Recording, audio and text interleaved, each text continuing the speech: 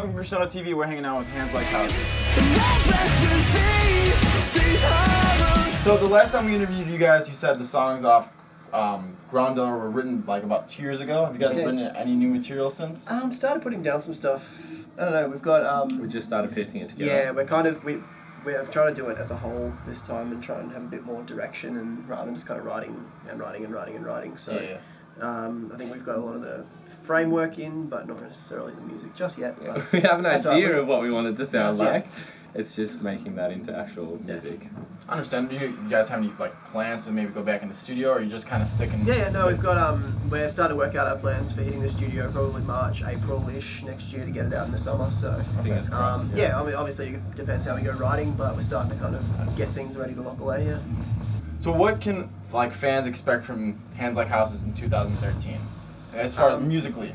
Yeah, music. I don't know. We're trying to, I guess, reflect a little bit. I mean, we've grown up. We've learned a lot touring the last year, and you know, even just things we did in the studio last time that we wanted to kind of do better. So I think, you know, it's a little bit of a progression. We don't want to make Ground Dweller Mark II. Like we do want to make a new album that's, still got all the same sort of, I guess, Hands Like Houses behind it, but just trying to push it forward and keep moving, because no one likes the same band over and over again. It seems like you guys have been doing really well as of late. What do you guys try to do to give back to the fans?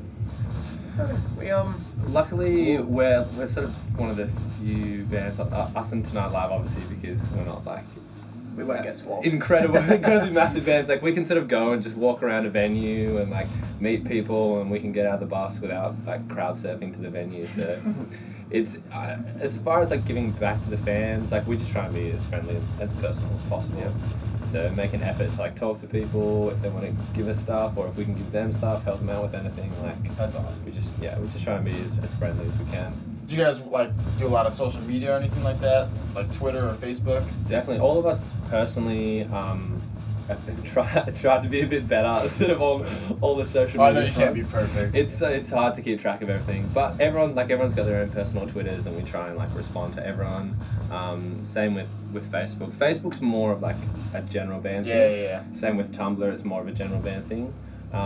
Twitter, you can get a little bit more personal. Twitter's a little bit more personal, yeah. You can also get a little bit more creepy on Twitter. Oh, yeah. I noticed you guys have some pretty sick mustaches going on. Is that part of MOREvvv, or are you guys just natural badasses? For me, we're natural badasses. Natural badasses? I like how you put that in there. Yeah, I'm not a natural badass at all. I do grow mine for MOREvvv. It's the only month I want to have a moustache, and the only month I will have a moustache. Can't handle little. And the only month that I get away with having a moustache. So is this only, what's today's date? The 9th. Yeah, I mean, we gave 9 days in of a mustache? Because that's impressive. No. This has been like 2 years growing or something like that. Oh my God. Yeah. It's been for everyone else. It's a lot of time and effort put in. But so you guys prepare for MOREvvv. No, it's just it kind of like just started off as a joke. All of us growing moustaches, and then we got swamped with compliments. So we were like, well. And everyone became really attached to them as well. It's sort of like one thing I just feel like I couldn't live without.